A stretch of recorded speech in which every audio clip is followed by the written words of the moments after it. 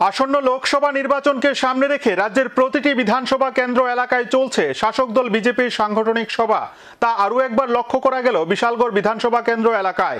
বিশালগড় কেন্দ্রে একটা উল্লেখযোগ্য সংখ্যক রয়েছে সংখ্যালঘু অংশের ভোটার। এই ভোটারদের নিজেদের অনুকূলে টানতে এবার তৎপর স্থানীয় নেতৃত্ব। দুয়ারে কড়া নাড়ছে ২০২৪ লোকসভা নির্বাচন।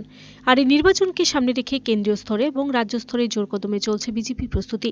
এই নির্বাচনে বিজেপির লক্ষ্য তৃতীয়বার লাগাতার সরকার গঠন করা, তাও ৪০০-এর অধিক আসন নিয়ে। আর এই লক্ষ্যমাত্রাকে সামনে রেখে তৃণমূল স্তরে চলছে ব্যাপক সাংগঠনিক প্রস্তুতি ও কর্মসূচি। এরই অঙ্গ হিসেবে বিশালগড় বিধানসভা এলাকায় সংখ্যালঘু মোর্চার উদ্যোগেও একইভাবে বুথে বুথে চলছে সাংগঠনিক কার্যক্রম। বুধবার সংখ্যালঘু মোর্চার উদ্যোগে উত্তর রাউতখোলা সহ বিশালগড় বিধানসভার একাধিক বুথে সাংগঠনিক বৈঠক অনুষ্ঠিত হয়।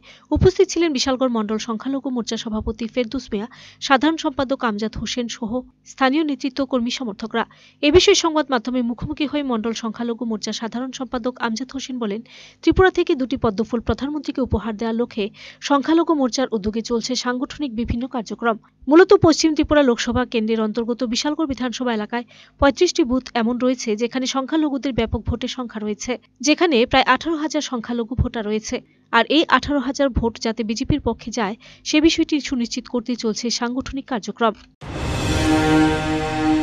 2024 লোকসভা ইলেকশনকে সামনে রেখে আমাদের বিশালগড় বিধানসভার অন্তর্গত 60খানা বুথের মধ্যেই আমাদের 35টি বুথে সংখ্যালঘু মোর্চার প্রভাব আছে।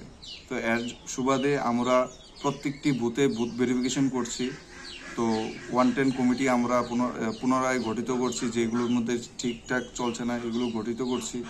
আসন্ন লোকসভা ইলেকশনে মোদিজিকে যেতে আমরা 400-এর উপরে সিট পাবে শিওর। তা আমাদের ত্রিপুরার মধ্যে 2টি সিট আছে, তার মধ্যে আমরা পশ্চিম লোকসভা আসনে আসি।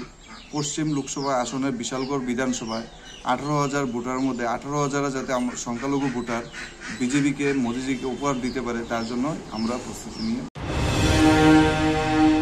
Video report search India.